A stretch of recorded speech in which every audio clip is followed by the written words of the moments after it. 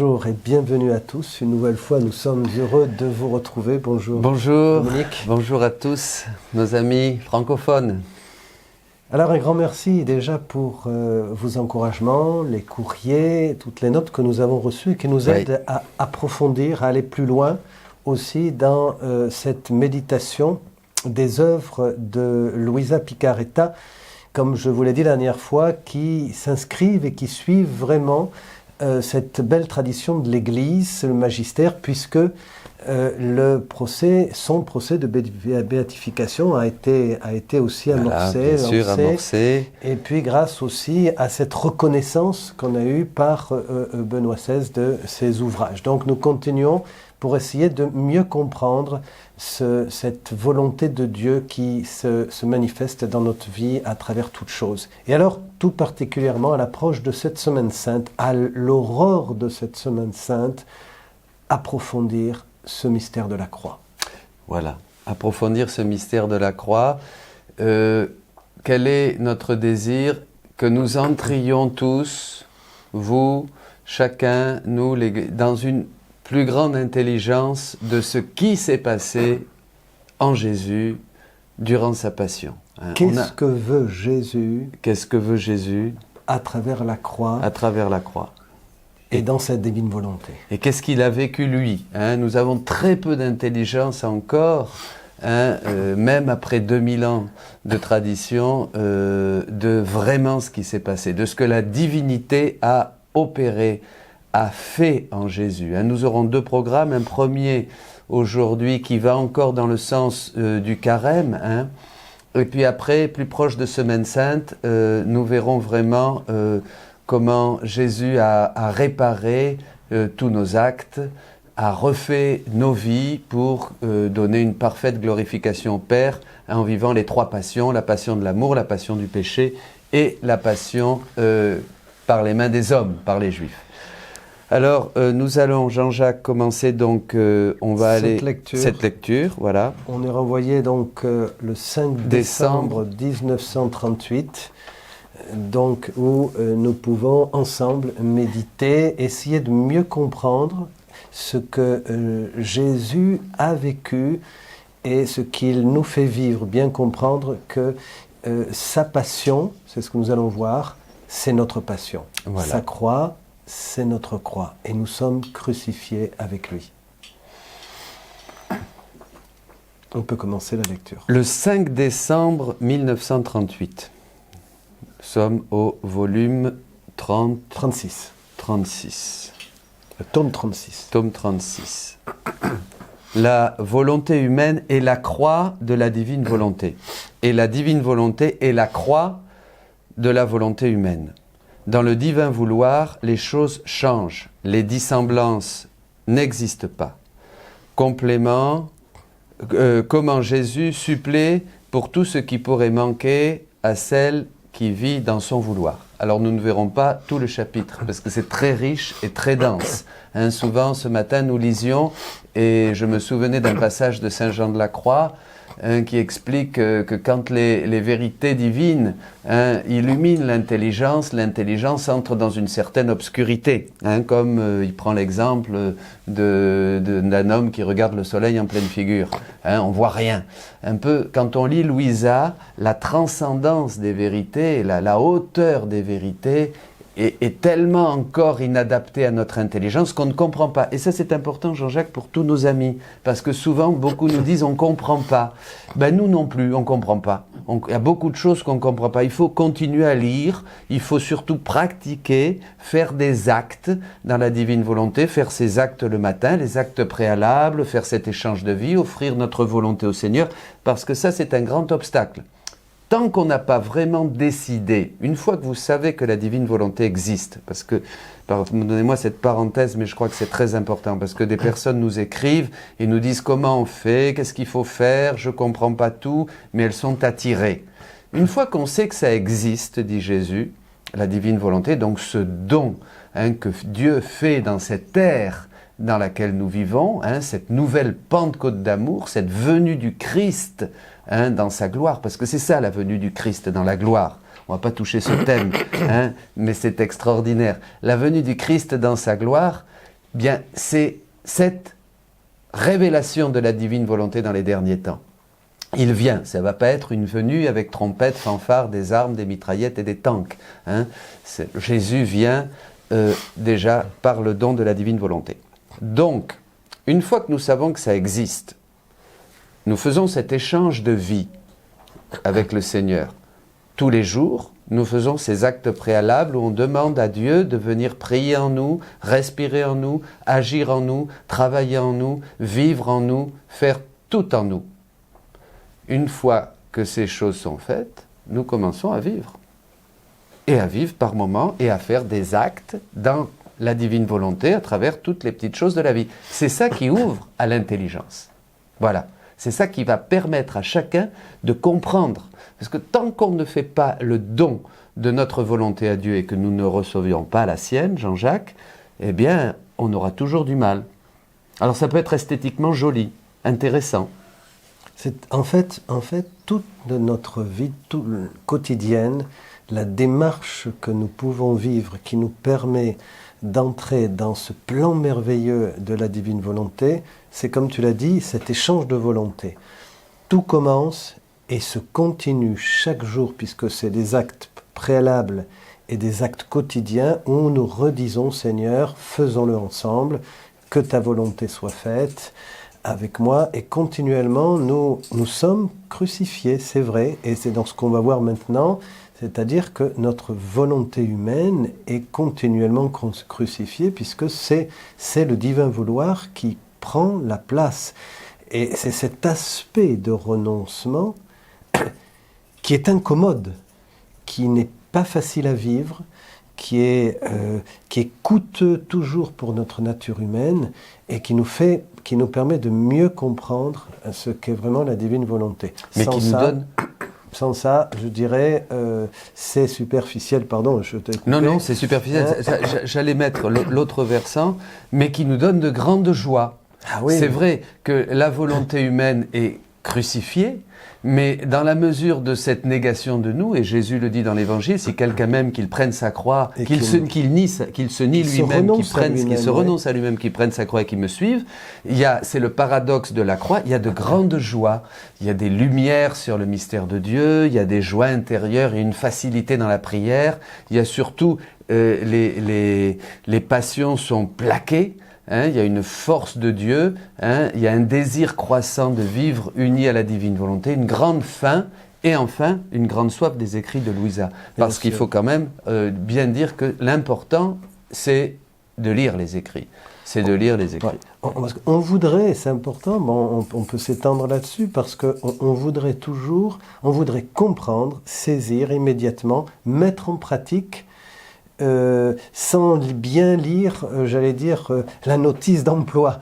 Et puis, bien faire, je dirais, dans la notice, si on peut dire, ce qu'il convient de faire, c'est-à-dire renoncer vraiment, personnellement et continuellement, à ses vouloirs humains, à ses désirs, à ses passions, à ses plaisirs, qui continuellement viennent obstruer, en tout cas empêcher la divine volonté de s'exercer, de se manifester. En nous, et de vivre une vie, une vraie vie. Parce que souvent nous avons des gens qui vont vous dire « Ah oui, mais c'est mystique, c'est pas réel. » Mais non, c'est eux qui sont pas dans la réalité. Dans ta lumière, nous voyons la lumière. C'est-à-dire que on accède, et c'est le plan de Dieu, et il le dit dans toute la Bible, « Je suis venu pour que vous ayez la vie en abondance ». Jean 10, 10. Dieu veut nous donner au fur et à mesure que nous croissons déjà en sagesse, en taille, et dans l'amour de Dieu, veut nous donner de plus en plus la vie nouvelle. Et cette vie nouvelle devient notre propre vie dans la divine volonté, vous voyez ?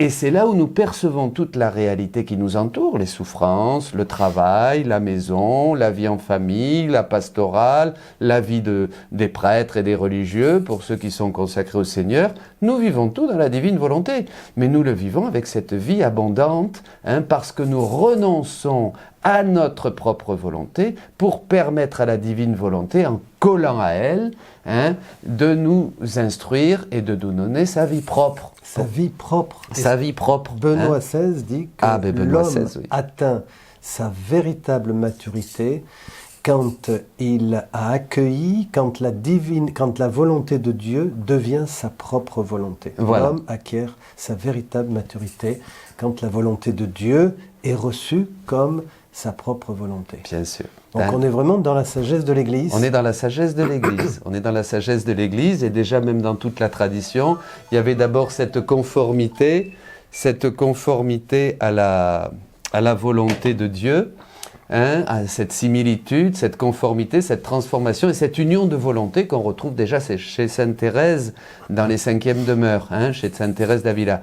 Mais la différence ici, c'est que comme dira le père Saint Annibal di Francia dans l'introduction à la divine volonté, dans les 24 heures de la Passion, la différence, c'est que c'est des actions, une vie dans la divine volonté et par la divine volonté. Donc pour terminer, les écrits de Louisa que nous allons commencer sont quand même indispensables, mes amis. Vous pouvez trouver les livres d'ailleurs sur Sainte Rose de Lima et les commander, certains, pas tous, le 11 qui est fondamental, les premiers pas, le 1, les premiers pas de Marcel Laflamme qui est absolument excellent, pour commencer et continuer aussi.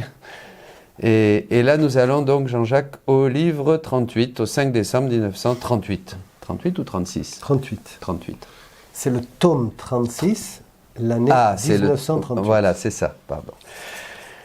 Alors, je sens, dit Louisa, je sens la vie du divin fiat dans mon âme, qui veut être mon mouvement, mon souffle et mon cœur. Là, je ne peux pas m'empêcher de penser à ce que dit saint Paul au grec dans le chapitre 17 des Actes des Apôtres. En lui, nous avons le mouvement, l'être et la vie. Vous voyez, là on revient à quelque chose de très important, où vraiment Dieu est notre base. On continue. Le divin fiat veut une union dans laquelle la volonté humaine ne s'oppose en rien à ce que veut le divin fiat. Autrement, le divin fiat se lamente, souffre et se sent placé sur la croix de la volonté humaine. Ça, c'est quand même très important. Depuis l'aube des temps, depuis le péché originel, imaginez, mes amis, la douleur infinie de la volonté divine sur la croix de la volonté humaine. C'est-à-dire tout ce que la volonté propre de chacun des hommes, depuis le péché d'Adam jusqu'à vous, jusqu'à moi, jusqu'à toi, jusqu'à chacun de nous depuis que nous sommes à l'âge de raison, depuis que nous avons l'âge de raison, imaginez ce nombre de crucifixions et de morts de la divine volonté. Comme Jésus le dit dans la Passion. C'est quelque chose dont nous ne pouvons pas imaginer la souffrance de Dieu. C'est de cette manière-là qu'on peut comprendre le sens de la croix de Jésus et comprendre que la croix de Jésus, le mystère de la croix, n'est pas quelque chose de sporadique, temporel. On médite quelques instants et puis après c'est terminé, Pâques arrive, etc. Et puis on a tout oublié et c'est reparti pour l'année prochaine. On fait sa Pâques. J'ai fait ma Pâques. C'est reparti pour l'année prochaine. Le mystère de la croix du Christ crucifié. D'abord, premièrement, sa crucifixion, c'est notre crucifixion, puisque Jésus veut vivre et va vivre et souhaite vivre en nous toute sa passion. Et ensuite, c'est par ce mystère, c'est par la croix et ce renoncement que nous pouvons pleinement vivre dans la divine volonté. Donc c'est continuel, c'est actuel, c'est un acte que nous vivons et finalement nous apprenons, et nous allons le voir encore ces jours-ci, qu'il faut demander, nous y reviendrons, demander à Dieu, désirer, demander l'Esprit Saint pour vraiment participer et vivre et aimer cette crucifixion qui nous transforme, comme dit saint Paul dans cette belle carte aux Éphésiens, qui nous change. Il y a cette transformation intérieure pour que la volonté de Dieu soit actuelle en nous. Pour que ne soit plus nous qui vivions, mais vraiment la divine volonté, le Christ qui vive en nous, déjà aussi, dit saint Paul dans la lettre aux Galates, au chapitre 2. au verset 20. Hein. Mais ce que je pensais, c'est important ce que tu dis, c'est que nous, pour nous, eh bien Pâques arrive, on va accomplir les devoirs de Pâques, on va aller à la messe peut-être, la célébration de la croix et avec les présanctifiés. Hein, ensuite, samedi, la veillée pascale pour quelques-uns, et puis après, point barre, quoi, c'est terminé, on va partir en vacances au ski, hein, on va on va profiter des vacances, évidemment, le monde n'est pas très organisé, hein, socialement, pour méditer la passion de Jésus, et de nous rendre compte que nous n'avons que cette vie pour faire nôtre la passion de Jésus, et que c'est notre histoire qui est dans la passion du Christ. Comme cette parole dans cette antienne qui dit, et qui est quand même peut être très contestée, c'en est fini des jours de ma passion. C'en est fini. Ben non, parce que, alors, d'un point de vue liturgique, le temps de la liturgie, mais dans la vie concrète actuelle, tu l'as très bien dit, on est tellement marqué par cette trace et ces conséquences du péché originel, et nous le voyons bien, continuellement attirés par ce qui est terrestre, nous vivons en fonction du sensible, nous ne vivons pas, comme dit saint Paul, dans l'attraction des choses du ciel, chercher les choses du ciel, qui devraient nous attirer continuellement. Et donc nous avons besoin définitivement de passer par la croix, de la désirer vraiment pour entrer, pour être vraiment nous-mêmes ce que nous sommes, hein, c'est-à-dire pour devenir des hommes, vivre cette transcendance. Et devenir et être humanisé par le Christ, par le mystère du Christ. Et dans la résurrection, les jours de la passion sont terminés. Et oui, maintenant, la vie, le Christ nous a donné sa vie, la vie du ressuscité. Et c'est cette vie de ressuscité, c'est cette résurrection, c'est cette puissance du Saint-Esprit qui jaillit de l'humanité du Christ, qui va nous permettre de vivre dans la divine volonté en renonçant à notre volonté propre pour que la divine volonté soit nôtre. Et ce faisant nôtre, devienne la source de toute notre activité, de penser, de parler, d'agir, de travailler. Nous allons vivre dans le Christ. D'ailleurs, c'est la première étape de la prière. La prière dans la divine volonté change complètement tous les paramètres de la prière. Bon, c'est un autre thème, c'est très important, on ne peut pas en parler. Vous trouverez bientôt un petit livre là-dessus. Parce qu'on prie dans le Christ, on fait nôtre la prière du Christ. Et c'est déjà ce que fait l'Église, à la messe par exemple. Hein. Sa prière, on se fond déjà dans la prière du Christ, dans la prière du Christ, pour rassembler et attirer ensuite toutes les intentions, tous les besoins qui doivent se vivre. Nous vous renvoyons aux 2 enseignements sur se fusionner dans la divine volonté, dans les écrits de Luisa Picaretta. Donc, commençons un petit peu, et je crois qu'après, nous ferons un programme suivant pour continuer. Autrement, le divin fiat se lamente et souffre, disions-nous, et se sent placé sur la croix de la volonté humaine. Donc la croix de Jésus, c'est la croix de la volonté humaine. D'ailleurs, nous disions, Jean-Jacques, c'est vraiment les hommes qui ont crucifié le Christ. Donc nous voyons synthétisé dans les événements de la Passion, hein, qui sont éternels bien sûr, hein, nous voyons que c'est la volonté humaine, les Juifs, les Romains, mais nous aussi, saint Paul dira, nous avons tué l'auteur de la vie. Le Christ est mort à cause de nos péchés, à cause de notre volonté propre, et jusqu'à Adam, bien sûr. Vous voyez, donc, hein, Jésus est crucifié par la main des hommes. Mon bien-aimé m'a refait sa petite visite. Donc là, Louisa, maintenant, laisse parler Jésus. Hein, toute cette révélation qu'elle a eue dans son expérience personnelle, et Jésus lui dit, « Ma bienheureuse fille, combien ma volonté souffre dans la créature. » C'est dur. Vas-y, oui. Sache que chaque fois que la créature fait sa volonté, elle place la mienne sur la croix. C'est des paroles, c'est magistral. Ça résume très bien ce qu'on essayait de dire, en moins bien, mais que l'homme qui ne vit que de sa volonté propre humaine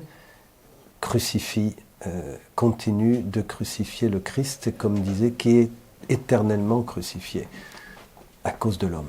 Et nous le crucifions tant que nous ne vivons pas totalement et d'une manière continue dans la divine volonté. Donc il n'y a qu'au ciel finalement, mais il faut espérer y arriver ici, hein, faut croire. hein, mais il n'y a qu'au ciel que nous arrêtons de crucifier Jésus. Hein, ce qu'on peut dire, puisqu'au ciel, nous vivons dans la divine volonté. La croix de ma volonté est la volonté humaine, et EST, mais pas seulement avec 3 clous, comme celle où j'ai été crucifié, mais avec autant de clous que de fois où la volonté humaine s'oppose à la mienne, autant de fois que la divine volonté n'est pas reconnue. Alors là, pour comprendre ce passage, il faut approfondir un petit peu, parce qu'on se dirait, bon, quand même, c'est exagéré. Bon, je fais pas la volonté de Dieu en prenant une tasse de thé au lieu d'une tasse de café, ou je vais maintenant au supermarché et puis le bon Dieu voulait que je me mette à prier, alors je le crucifie, ou alors là, je vais voir quelqu'un qui n'est pas tellement ami du bon Dieu, et puis parce que j'ai envie de rigoler un coup avec lui, c'est un pote. Oh, ben j'y vais quand même un peu par charité, alors le bon Dieu me voulait ailleurs. Alors, faut pas exagérer, là, on tombe dans un fanatisme, un pieux fanatisme. Hein, une exagération. Une exagération, mais c'est pas ça. Ce que nous découvrons, c'est que chaque fois que la volonté humaine s'oppose à la mienne, autant de fois que la divine volonté n'est pas reconnue. Hein. Tous ces clous, c'est que, d'une manière, on pourrait dire, ontologique, c'est-à-dire à la racine de notre être, en lui nous avons le mouvement, l'être et la vie. Nous nous sommes séparés, nous devrions être unis à Dieu jusque dans notre respiration, comme Adam l'était quand il est sorti des mains créatrices de Dieu, dans les battements de notre cœur, dans les regards, tout en nous doit revenir vers Dieu. Et il faut reprendre tout ça par l'action du Saint-Esprit, par l'action de la grâce dans la divine volonté, pour que tous nos actes, toutes nos pensées, tous nos désirs, tous nos travaux, toutes nos rencontres soient sous l'influence dans la divine volonté. L'influence de Dieu. En fait, ce n'est rien d'autre que de chercher à se conformer en tout, à prendre conscience que le Christ veut vivre en nous, avec nous et à travers nous. Et si nous sortons de cette vérité, nous nous sommes livrés à nous-mêmes, puisque comme dit saint Paul, le Christ est le mouvement, il est l'acte et le mouvement. À partir du moment où nous sortons de cette vérité qui fait la vie, eh bien, nous sommes livrés à nous-mêmes dans toute la limitation de nos actes. Donc, nos rencontres, voir une personne, parler avec quelqu'un, manger, boire, se reposer, s'asseoir, chaque mouvement, chaque geste, ce doigt, cette main qui bouge, et nous sommes continuellement avec lui, et en lui, il donne l'être. Et à partir du moment où je me sépare, où je souhaite me séparer, m'isoler, souhaiter devenir indépendant, c'est le péché, c'est la croix. Voilà, c'est la croix pour la divine volonté. C'est la crucifixion pour la divine volonté. Et vice-versa, chaque fois que je passe de ma volonté humaine à la volonté divine aussi, c'est aussi la croix, parce que c'est un renoncement. Nous voudrions, prends ta croix et suis-moi. Nous voudrions que tout soit facile, soit léger, soit light, soit agréable, nous voudrions que le chemin, ce n'est pas comme ça que ça se passe. Le chemin pour rentrer dans la divine volonté, qui est quand même un don, passe par vraiment un renoncement complet, total. C'est la vie de l'homme. La croix devient la vie de l'homme et c'est notre chemin. On peut voir, mes amis, combien on est éloigné de Dieu. Évidemment que la divine volonté nous fait rentrer dans des choses très élevées. Mais il est bon de voir la fin des choses. Il faut toujours voir le final, où on va. L'homme s'est éloigné énormément de Dieu et comme on le disait, on vit dans le labyrinthe, dit Jésus, de notre volonté propre. C'est-à-dire on fait tout le temps ce qu'on veut. On donne à Dieu des petits moments de piété. On a l'impression de faire ce qu'on veut. En fait, je dirais, c'est vrai. Parce qu'on ne fait pas ce qu'on veut. On fait pas ce qu'on veut. Mais on vit dans le caprice, je dirais comme ça, de sa volonté humaine, de ses plaisirs. On vit entre le plaisir et le déplaisir. Donc on est heureux, on est heureux et on n'est pas content. Il n'y a plus de transcendance dans notre vie. Tout est humain. Nous ne savons plus reconnaître les signes de Dieu, voir que Dieu agit à travers toutes choses. Donc nous ne sommes jamais satisfaits. Nous cherchons une petite consolation humaine, mais qui nous laisse toujours un grand vide. Oui, c'est bien ça que tu dis. Et alors, on n'est jamais heureux.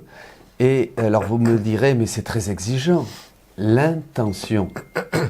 Jésus demande seulement l'intention. On ne va pas y arriver du jour au lendemain. C'est un long chemin de se purifier. C'est le chemin des vertus, que Louisa vit du premier volume jusqu'au volume 10, qu'on trouve dans toute la tradition de l'Église. Ce chemin est nécessaire. Travailler les vertus, renoncer. Mais c'est l'intention que Jésus veut, de faire cet échange de volonté. Et lui, il nous dit qu'il fera le reste.